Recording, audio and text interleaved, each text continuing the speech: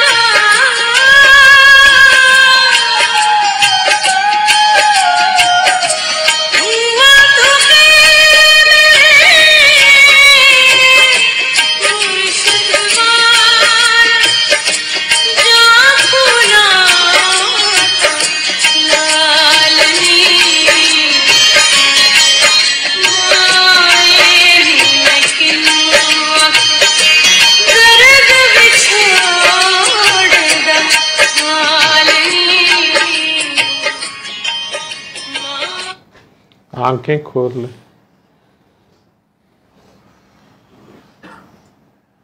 सल्ले अला सल्ले अला सल्ले अला सल्ले अला सल्ले अला शफीना सल्ले अला